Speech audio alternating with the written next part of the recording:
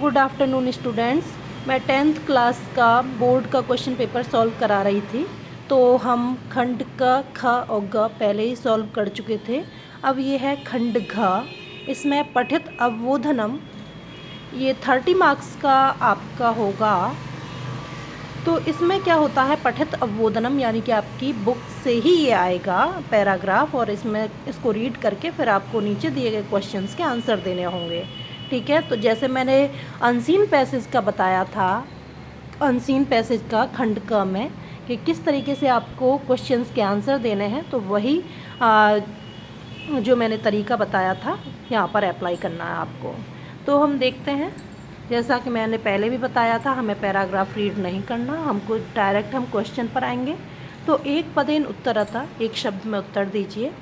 तो इसका पहला क्वेश्चन है तौ कान प्रेक्ष्य अवदताम। अब हम इसके शब्दों को देखेंगे, इस क्वेश्चन के शब्दों को देखेंगे कहाँ पर ये दिखाई दे रहे हैं।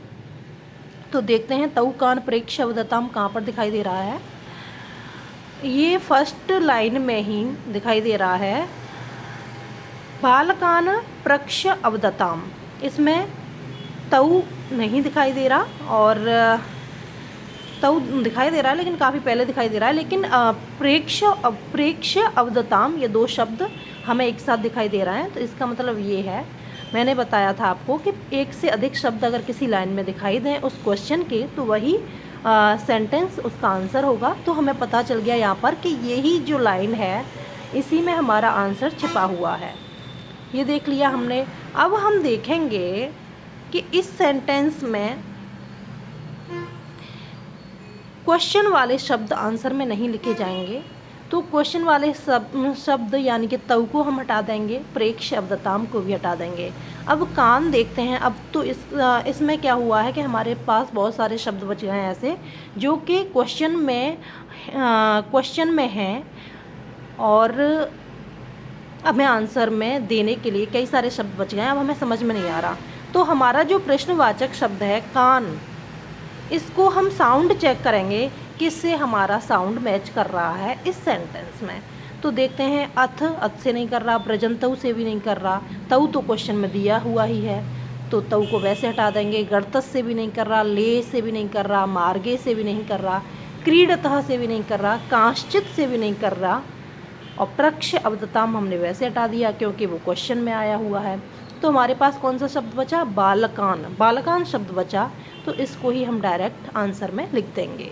क्योंकि हमारा कान और बालकान एक जैसा साउंड है, तो हम बालकान को आंसर में लिख देंगे, हमारा बिल्कुल राइट आंसर होगा। ठीक है, अब हम सेकंड क्वेश्चन देखते हैं। बालकाः कीदृशे मार्गे क्रीडन्ति स्म।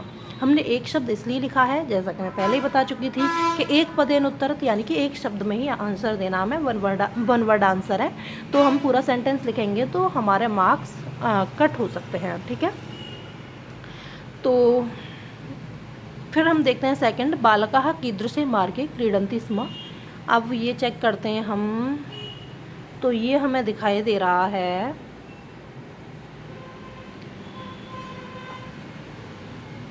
बालकाः कीदृशे मार्गे क्रीडन्ति स्म। कहाँ पर दिखाई दे रहा है, बालकान पक्षधम भोगो बालका कथमत मार्गे क्रीडथ। क्रीडथ यानी क्रीडन्ति स्म। मैंने आपको एक बार पढ़ाया था, तब बताया था कि इसमें जो हमारा लंग लकार का जो होता है शब्द, लंग लकार यानी कि भूतकाल, पास्ट का जो होता है हमारा शब्द, उसको हम क्या करते हैं, हम प्रेजेंट का शब्द लिखकर उसमें लास्ट में स्म लगा देते हैं, तो एक ही बात होती है, सेम मीनिंग हो जाता है। तो यहाँ पर क्रीडथ, ये थोड़ा कंफ्यूज करने के लिए आपको कर सकते हैं ऐसा। तो इसमें कंफ्यूज नहीं होना, आपको समझ लेना है कि जब भूतकाल का यानी कि पास्ट का जो शब्द है लंग लकार का, उसमें अगर प्रेजेंट के शब्द में स्म लगा देंगे तो हमारा मीनिंग सेम हो जाएगा। ठीक है, तो क्रीडथ और क्रीडन्ति स्म का मीनिंग सेम है। तो इन्होंने इस तरीके से कर दिया है आपको कंफ्यूज करने के लिए। फिर देखते हैं हम, मार्गे क्रीडथ। तो मार्गे क्रीडथ और मार्गे क्रीडन्ति स्म एक ही बात है। ये हमारा यहाँ पर मैच कर रहा है सेकंड लाइन में स्टार्टिंग में। तो देखेंगे अब हम हटा देंगे यहाँ पर मार्गे और क्रीडन्ति स्म को हम अलग कर देंगे, क्योंकि क्वेश्चन में भी ये शब्द आए हुए हैं तो आंसर में नहीं लिखे जा सकते। फिर हमारे पास क्या हुआ, कीदृशे, कीदृशे, कीदृशे ऐसे शब्दों का, कुत्र, कीदृशे ऐसे शब्दों का, कथम ऐसे शब्दों का मीनिंग आपको समझना चाहिए। मैंने आपको पहले भी बताया था। कीदृशे का मतलब होता है किस प्रकार का। कीदृशे किस प्रकार के मार्ग की बात की जा रही है। कीदृशे मार्गे विषमे मार्गे, मार्ग से पहले जो उसका विशेषण लगा हुआ है, किस प्रकार का मार्ग, विषम मार्ग। ठीक है, तो ये उसका आंसर हो जाएगा। तो यहाँ पर थोड़ा आपको सजग रहने की भी ज़रूरत है। साउंड ये आपको अगर इससे नहीं आंसर हमारा आ रहा है तो आपको उसका मीनिंग जो कि साउंड से ही काम हो जाएगा वैसे, लेकिन कभी कभी ऐसा होता है रेयरली कि हमको साउंड से काम नहीं हमारा बनता, आंसर हमारा नहीं निकलता है, तो हमें कीदृशे, कुत्र, कथम इस प्रकार के कुछ प्रश्नवाचक शब्दों का मीनिंग पता होना चाहिए। तो कीदृशे का मीनिंग होता है किस प्रकार के। तो मार्ग विषमे मार्गे, कीदृशे मार्गे, मार्ग से पहले जो शब्द आ रहा है, ठीक है। कीदृशे मार्गे किस प्रकार का मार्ग, कैसा मार्ग, विषम मार्ग। तो उसका विशेषण, यहाँ पे मार्ग का विशेषण है कीदृश, प्रश्नवाचक शब्द है, और वहाँ पे मार्ग का विशेषण है विषम। तो कीदृश जो प्रश्नवाचक शब्द है इसका मतलब हो गया किस प्रकार का, और इसमें हो गया विषम, विषमे मार्गे यानी कि विषम मार्ग। ठीक है, उसके बाद आता है एक वाक्य उत्तरतः। तो यहाँ पे तो परेशान होने की ज़रूरत है ही नहीं, यहाँ पे तो सारा हम लिख देंगे सेंटेंस पूरा का पूरा उठा के। पूर्ण वाक्य में उत्तर दीजिए। उद्दंड बालकः किम अवदत्, उद्दंड बालक क्या बोला। तो 10th क्लास है, इतना तो आप, थोड़ा बड़ी क्लास है, आपको इतना समझना चाहिए कि कुछ शब्दों का वो पर्याय भी प्रयोग कर सकते हैं, क्रियावाचक शब्दों का। जैसे अभी पहले उन्होंने किया था क्रीडथ का क्रीडन्ति स्म कर दिया प्रश्न पूछने में, अब यहाँ पे कर दिया किम अवदत्। उवाच और अवदत् एक ही बात होती है, क्या बोला। ठीक है, उद्दंडः बालकः उवाच। अब उद्दंड बालक किम अवदत् क्या बोला, तो यहाँ पर हम करेंगे उद्दंडा बालक उवाच डैश करके जो दिया है लाइन पूरा। अयि भो यद्येव तर्हि कथं भवन्तौ सुपथं परित्यज्य अनेन कुपथेन गन्तु प्रवृत्तौ। तो ये उसने लाइन बोली, तो इसको हम सारी को उठा के यहाँ पर लिख देंगे। ठीक है, फिर है प्रदत्त विकल्पेभ्य उचितम उत्तरम चित्वा लिखत। दिए गए विकल्पों में से उचित उत्तर चुनकर लिखिए। उवाच इति क्रियापदस्य कर्तृपदम किम, यानी कि उवाच जो शब्द है क्रिया है उसका कर्तृपद कौन सा है। कर्तृपद मैंने आपको पहले ही बताया था, जो काम को करने वाला है वह कर्तृपद होता है। तो उवाच यानी कि बोला, कौन बोला ये चीज़, तो हम देखते हैं उद्दंडः बालकः उवाच। तो उद्दंड बालक का विशेषण हो गया। वैसे कौन बोला, उद्दंड बोला, ऐसे नहीं, ऐसे करके हमारा कोई आंसर नहीं निकल रहा, बालक बोला। अब वो बालक कैसा है वो अलग बात है। तो उवाच ये क्रिया है, इसका कर्तृपद कौन होगा, बालकः, बालक बोला। ठीक है, हम इसमें ऑप्शन में भी देखेंगे। तो उवाच इति क्रियापदस्य कर्तृपदम किम, तो यहाँ पर दिया है तौ भवन्तौ बालकः। तो हम इसमें ऑप्शंस में से भी देखेंगे। तो तौ भवन्तौ बालकः यहाँ पर कौन सा उवाच के साथ आ रहा है, तो तौ भी नहीं आ रहा। तच्छ्रुत्वा तेषु कश्चित् उद्दंडः बालकः उवाच अयि भो, यहाँ तक नहीं आ रहा तौ, तो तौ को हम हटा देंगे। फिर उसके बाद क्या आ रहा हमारा, भवन्तौ, भवन्तौ भी नहीं आ रहा। अब हमारे पास बचा बालक, बालक को हम राइट आंसर लिख देंगे। उसके बाद है कुपथम अस्य कः विलोमः गद्यांशे प्रयुक्तम। तो कुपथम का मतलब दिखाई दे रहा है क्लियर में कि कुपथम, या कु का मतलब होता है बुरा, ये उपसर्ग है, किसी में भी लग जाए। कु बुरा, पथम रास्ता, बुरा रास्ता, सुपथम अच्छा रास्ता, तो बुरा रास्ता का विलोम हो जाएगा अच्छा रास्ता। ठीक है, उसके बाद आता है यहाँ पर दिया हुआ भी होगा सुपथम, सुपथम दिया भी हुआ है। गद्यांश में पूछा गया है कि गद्यांश में कौन सा प्रयोग हुआ है। उसके बाद है तेषु सर्वनाम पदम केभ्यः प्रयुक्तम। तेषु सर्वनाम क्या होता है, प्रोनाउन को कहते हैं सर्वनाम, ठीक है। तो तेषु जो प्रोनाउन है वह किसके लिए प्रयोग किया गया है। तो तेषु हम देखते हैं कहाँ पर आ रहा है तेषु। अथ व्रजन्तौ तौ गर्तस ले मार्गे क्रीडतः कांश्चित् बालकान् प्रक्षवदतां भो भो बालका कथमत्र नतोन्नते विषमे मार्गे क्रीडतः यदि कश्चित् गर्ते पतेत् तर्हि स विकलांगो भूत्वा चिरं क्लेशम् अनुभवेत्। कच्छ्रुत्वा तेषु, यहाँ पे आ रहा हमारा तेषु। तच्छ्रुत्वा तेषु कश्चित् उद्दण्डः बालक उवाच। तेषु कश्चित् उद्दंड बालक, तेषु का मतलब होता है उनमें। अगर आपने ये 6th क्लास में ही आ जाता है, 6th या 7th क्लास में आता है सह के रूप, तो पता होगा आपको। तभी मैं आपसे रूप लर्न करने के लिए भी कई बार मैंने आपसे बोला है। तो तेषु का मतलब होता है उनमें से। तेषु उनमें, कश्चित् उद्दंड बालक, कोई उद्दंड बालक बोला। तो किन में से बोला, उन बच्चों में से एक उद्दंड बालक बोला। तो हम जब एक ग्रुप में से किसी को अलग कर रहे हैं तो ग्रुप तो एक जैसा का ही होगा। उनमें से उद्दंड बालक बोला, यानी कि वो बालकों का ग्रुप है। तो तेषु किन के लिए आया है, बालकेभ्यः, बालकों के लिए आया है। तो हम यहाँ पर लिख देंगे बालकेभ्यः। इन्होंने बालकेभ्यः कर दिया है, थोड़ा सा गलत किया है इन्होंने लिखा है, लेकिन बालकेभ्यः सेकंड इसका ऑप्शन हो जाएगा, ठीक है। उद्दंडः बालकः अत्र किम विशेषण पदम अस्ति। मैंने आपको विशेषण और विशेषिका बताया था, पढ़ाया था पहले। उद्दंडः बालकः यानी कि विशेषण पद वह होता है जो किसी की विशेषता बताता है, और विशेष्य वह होता है जिसकी विशेषता बताई जाती है।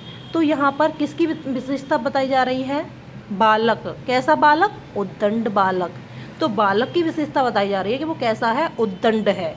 तो बालक यहाँ पे हो गया विशेष्य, और जो शब्द विशेषता बताता है यानी कि उद्दंड, जो उद्दंड जो शब्द है वह हो जाएगा विशेषण पदम। तो उद्दंड पहला ही हमारा ऑप्शन है, उद्दंड, ठीक है।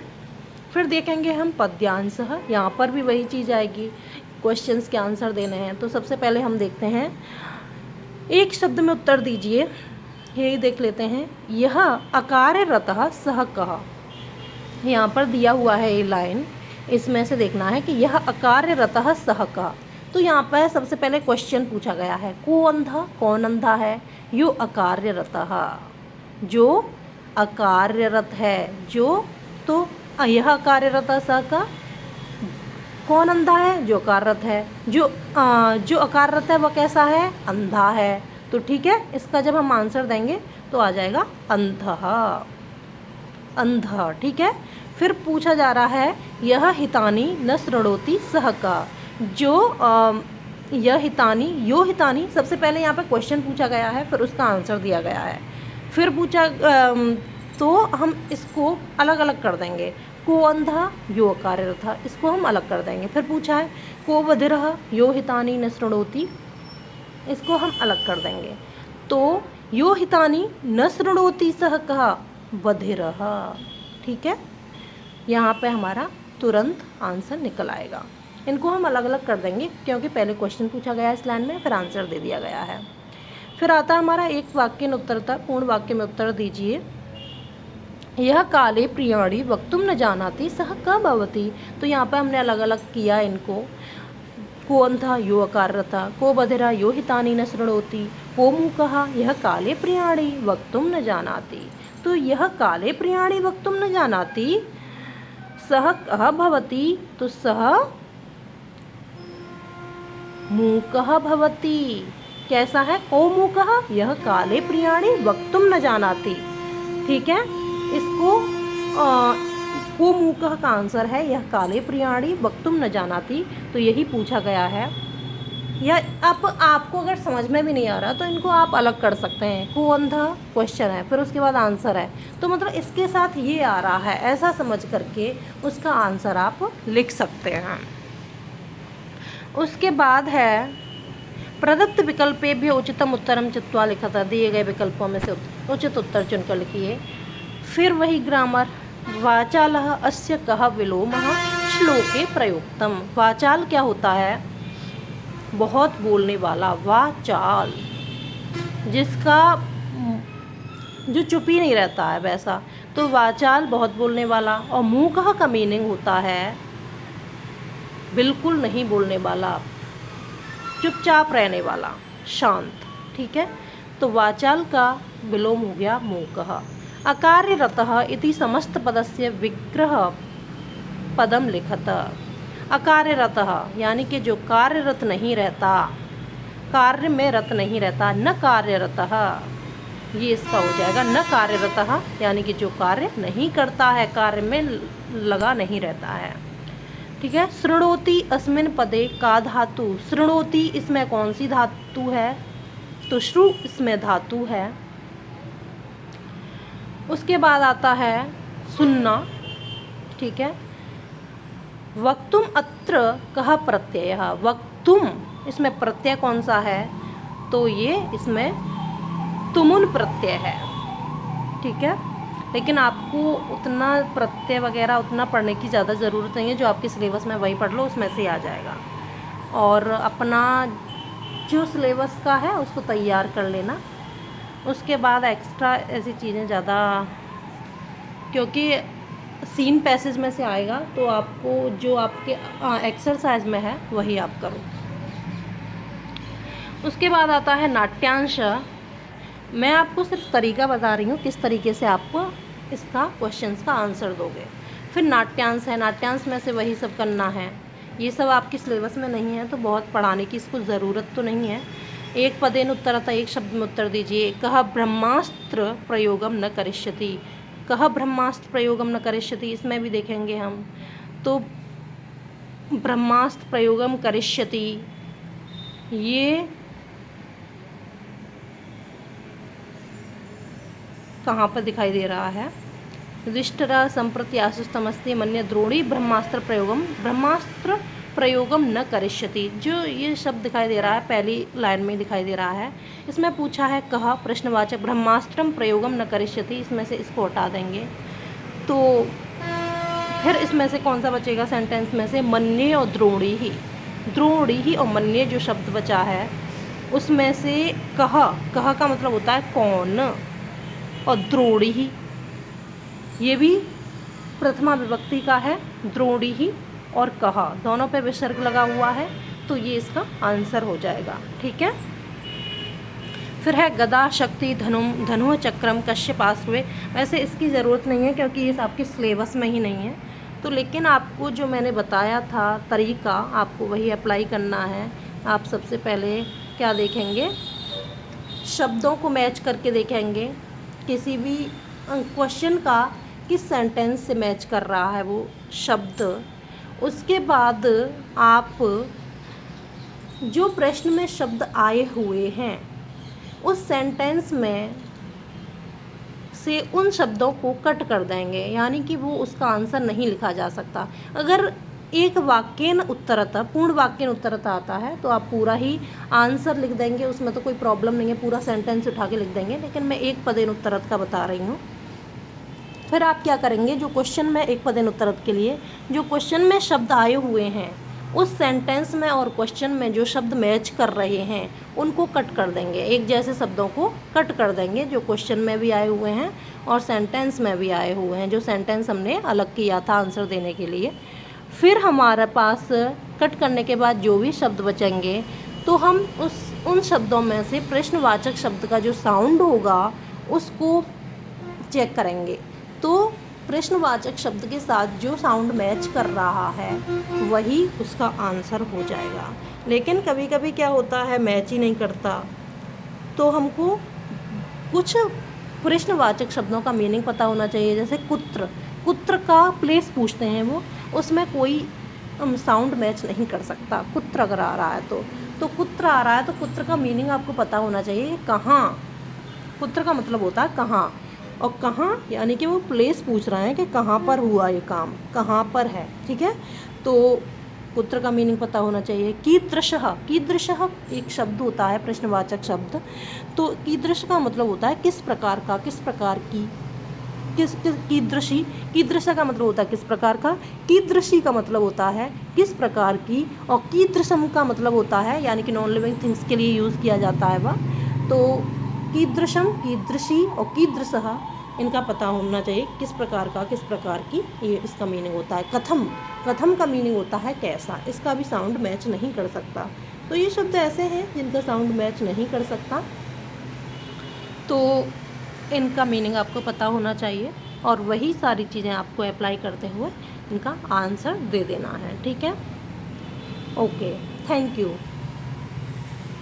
फिर मिलेंगे, एक और मैं क्वेश्चन पेपर सॉल्व कराऊंगी आपको, तो किसी और ईयर का, तो फिर मैं उसको लेके आऊँगी।